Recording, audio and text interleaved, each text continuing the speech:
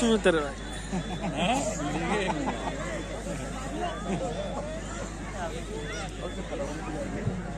पागड़ी वाले बाबा को दिख नहीं रही पागड़ी वाले।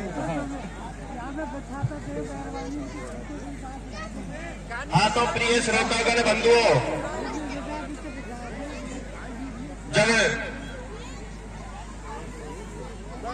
नट जो है उस रस्सी को पकड़ करके इतना ऊपर चला गया था कि नीचे से दिखाई देना बंद हो गया।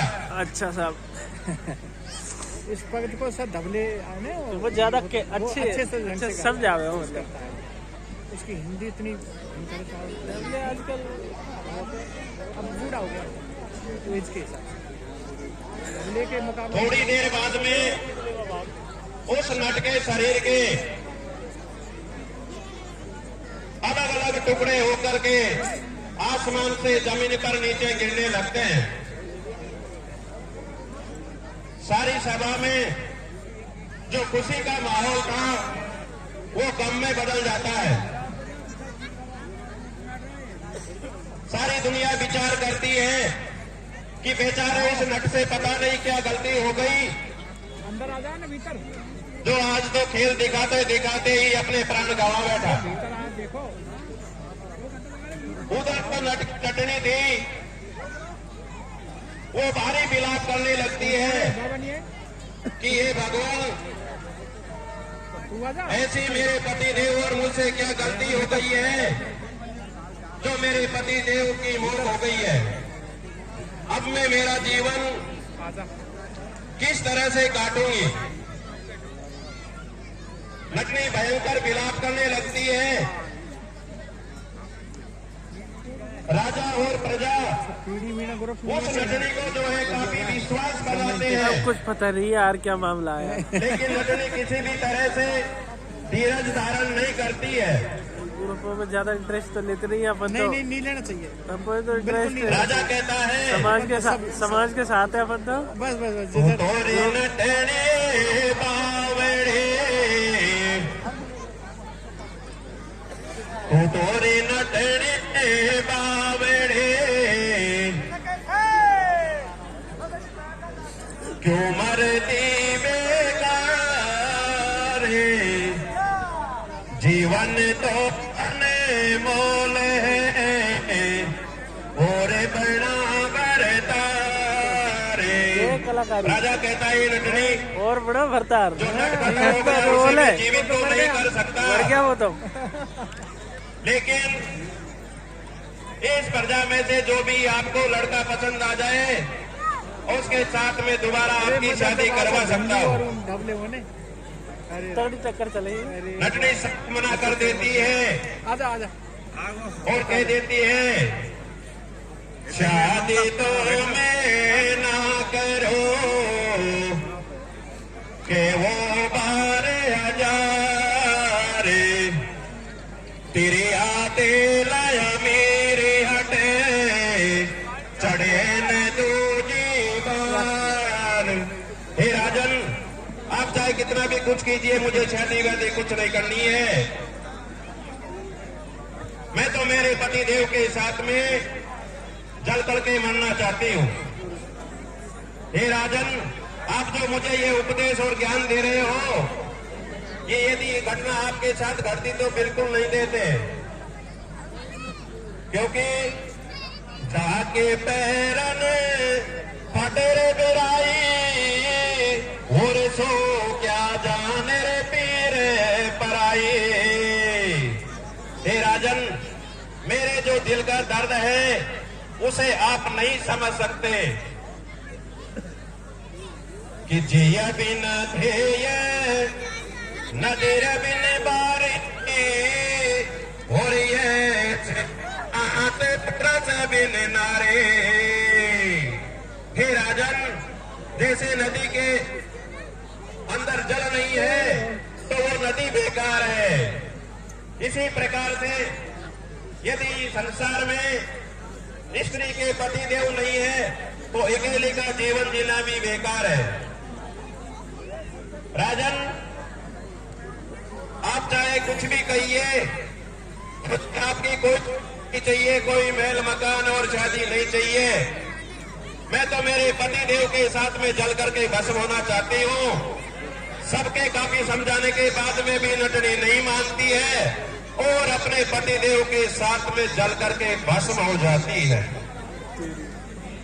इसके बाद में आगे क्या क्या घटना घटती है वो आप गीत के माध्यम से सुनिए। कन्हैया पार्टी से निवेदन है, इन्होंने कन्हैया पार्टी से निवेदन है, आपका टाइम 45 मिनट था, आप ज्यादा ले रहे हो। दूसरी पार्टी ऑब्जेक्शन कर रही है, प्लीज ध्यान रखें समय का।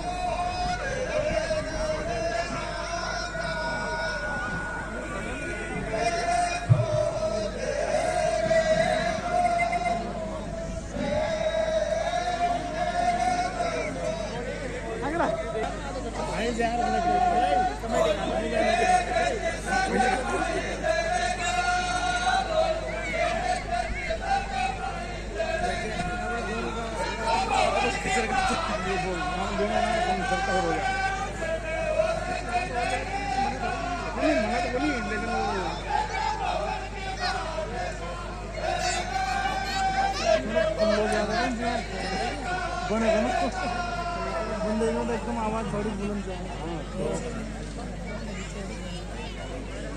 के साथ में जल करके भस्म हो जाती है। उसके बाद में वो जो नट है, वो जो रस्सी लटक रही थी उसको पकड़ करके नीचे आता हुआ दिखाई देता है। फिर शादी सभा के अंदर में कोतवाल हो जाता है। नट जो है नीचे आकर के और राजा से कहता है कि हे राजन, आपके दरबार में मुझे सब दिखाई दे रहे हैं, लेकिन मेरी जो धर्म पत्नी है वो मुझे दिखाई नहीं दे रही है। हे राजन, मेरा तो खेत पूरा हुआ और खेत गया बाढ़ में, मुझे तो मेरी भारिया, मेरी धर्म पत्नी बताइए, वो दीजिए।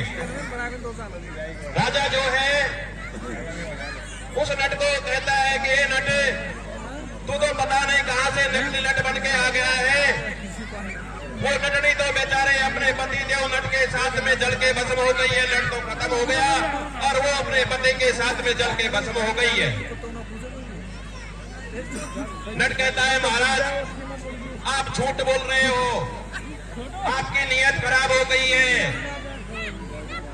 महाराज ऐसा मत कीजिए। पर नारे बेने छोरे मतने लगावो अंगे, रावण जैसे मर गए पर नारी के संग।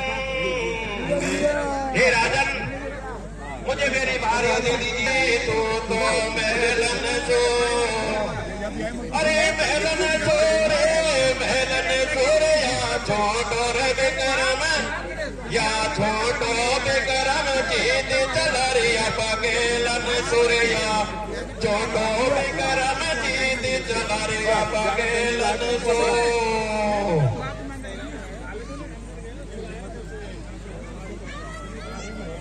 इस तरीके से वो जो नट है अपनी नटनी को आवाज लगाता है और वो नटनी जो है महलों के अंदर से निकल के आती है। जैसे ही नटनी महलों के अंदर से निकल के आती है तो सारी सभा में और भी कौतूहल हो जाता है और राजा का जो मुख है वो मलिन हो जाता है। उसको जो अपनी न्याय प्रणाली का गुमान था वो उसका गर्व चूर चूर हो जाता है। और आगे क्या घटना घटती है वो आप कथा के माध्यम से सुनिए।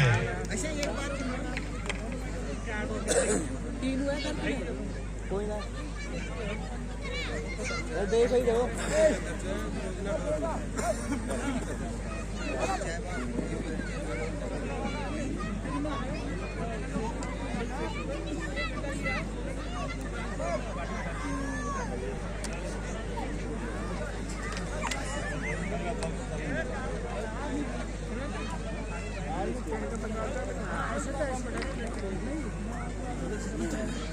बरोबर